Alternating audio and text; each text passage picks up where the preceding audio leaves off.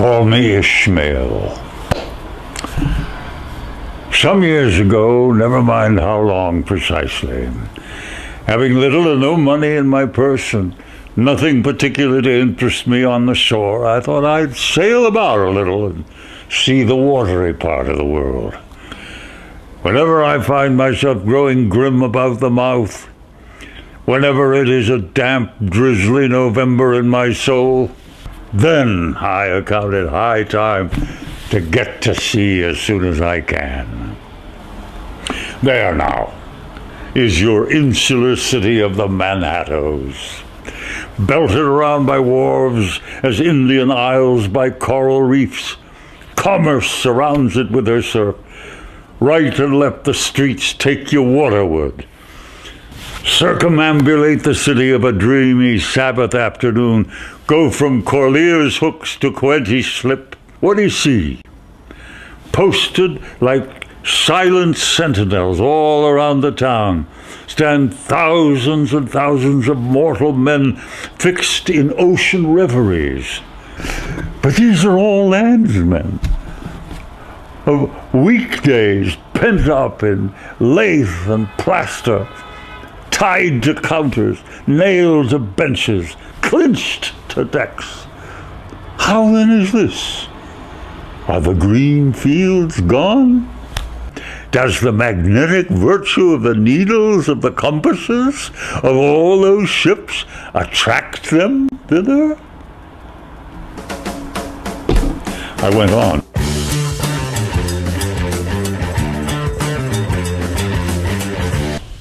What is my connection with Moby-Dick? Like all American kids, I was introduced to the book too early. Well, my connection with Moby-Dick is, first of all, just as a reader who loves the book. And my more professional connection is that I taught it for many years when I was a professor of American literature at Fordham. The same as everyone else's. My connection with Moby-Dick is that I'm an American and I'm literate, and therefore it's become part of my landscape, my mental landscape. Well, I'm a Melville scholar. I'm the executive secretary of the Melville Society, and so I have spent my life, my career, working with Melville, but specifically with Moby-Dick. Well, Moby-Dick is a core piece of our curriculum here at the Williams College Mystic Seaport Maritime Studies program. Moby-Dick represents, for us, the very embodiment of how the threads of literature, history, science, and in fact policy very nicely intertwine, embedded in a mid-19th century classic American novel and yet extremely relevant today. I first read Moby-Dick at my high school in 11th grade. The high school I attended happened to be the high school that Herman Melville attended as well, though he was actually kicked out before finishing that high school. My connection with Moby-Dick, that book always kind of stuck with me until finally, I was starting a theater company, and we were looking for the first show that we were going to do, and we actually, at the time, decided to do Orson Welles' version, Moby-Dick Rehearsed. At the time we were doing it, there were 3 other theater companies that were announcing that they were doing it, and we were first-time theater company, our first show that we were going to do in New York, and there were 3 other companies nearby that were all planning on doing Moby-Dick Rehearsed. So I turned to my director, Hillary Adams, and said, well, the book is in the public domain. We could just go back to the source material and do it from there. And then, God, that was a almost 4-year journey of taking the book apart and turning it into something theatrical. I played Captain Ahab twice, so my experience of him is internal.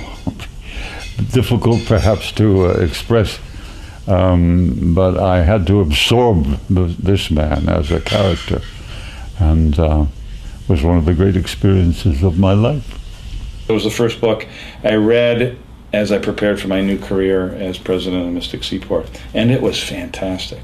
I really had forgotten just how great it was. So I was trying to figure out the other day approximately how many times I've read the book, and I think probably from beginning to end it's probably about 35 times at this point. I've read Moby-Dick cover to cover at least 12 times. I've read Moby-Dick just once. 20, 30, I don't know. I guess I've read it 3 times. I have read the book 3 times and I'm currently reading it for a 4th time. I've probably read Moby Dick, I'd say 3 times. I read it first when I was in college. Well, when the first time I read Moby Dick was very difficult and painful. I actually remember visually. I have a visual memory of the experience of reading it, where I was sitting when I was reading at one moment or another, what the book itself looked like. I settled down with it one summer in Pittsburgh, Pennsylvania, and read it and read it and read it. I can tell you specifically that when I was 7, in 3rd grade, first time reading Moby-Dick, it was a horrible experience. I hated it. It was awful. I had no idea what these people were talking about. I had no idea why this was important. Yes, crazy guy going after big white whale, that was his obsession, and in the end it killed him. Okay, got it, thanks. Moving on. Can we play now? I read it when I was younger, and I really did not connect with it at all. I admired it, and I think the fact that it was an all-male book, that there's not a single woman, I think apart from the Nantucket innkeeper that's a woman. When I was younger, I just found it so difficult to relate to it. As you experience life with its ups and downs and goods and bads, he encompasses so much of that in the book in such interesting ways that I think one could read the book a dozen times and always get something new out of it. And then I revisited it again about in my 30s, and then I revisited it again a few years ago. And I just fell so deeply in love with the book. By the time I got older, and when I actually sat down to the idea of adapting Moby-Dick and turning it into something, I had lived a much fuller and richer life. I had traveled across the United States multiple times. I had met so many hundreds of thousands of people, and suddenly the things that jumped out at me when I was reading Moby-Dick were completely different. One thing that's fascinating is how could I have once been that person who could not really get into the book and turn out to be the kind of person to actually be relating to the book. One of the beautiful things about Moby-Dick is that, I'm sure that when I'm 80 and decide to read it again, something else will jump out at me. This book is so deep and so rich that it improves every time I read it. And once I started to reread it here at Mystic Seaport, where I could walk on the deck of the ship, of the whale ship, and get a sense of it, it really kind of enriched it, and I started to notice different things. But I think the thing that hits me every time I reread it, that makes me just love it more and more, is the language. I just get lost in the language. This has some of the greatest writing, the greatest dialogue, the greatest poetic prose ever written. Shakespearean in scope and style. In every chapter you're moving into a different genre and a different style of writing. Melville at the time was extraordinarily enamored of Shakespeare, and specifically Hamlet. And so the way he wrote the book has a certain meter to it. And it's not pentameter, but it definitely has a musicality to it, and what we called Melvillese. And so as I was adapting it, I literally read every single version I could find, I could get my hands on. So this is Charles W. Morgan, and she was built in 1841 in New Bedford, and the Melville's own ship, the Acushnet, was built at the end of 1840, about 6 months before this vessel, in the same town. So even though this is the only wooden whale ship left in the whole world, it's almost exactly like Melville's ship. So the dimensions are almost exactly the same as the Acushnet, the one Melville was on, and he was on 18 months on that ship. But the Pequod in Moby-Dick has a lot of fantastical elements in it, like it has a tiller that's made from the lower jaw of a sperm whale, and it's got belaying pins that are made from sperm whale's teeth, and it's got a teepee on its deck, which is totally crazy. Well, how did my background affect my reading of it? Well, I'm certainly not a sailor, but one of the reasons the book is resonates very strongly for me is when I was 15 years old, I began the first of 2 summer voyages. I worked as a sailor on freighters when I was 15 and 16 years old. So sailing out from Manhattan and experiencing the kinds of qualities that he talks about with the ocean has a really, really powerful truth to it. I've always been drawn to the sea, I have to say that. I love the ocean. I love thinking about the ocean or being in the ocean. And so the notion of sort of an infinite journey is very appealing.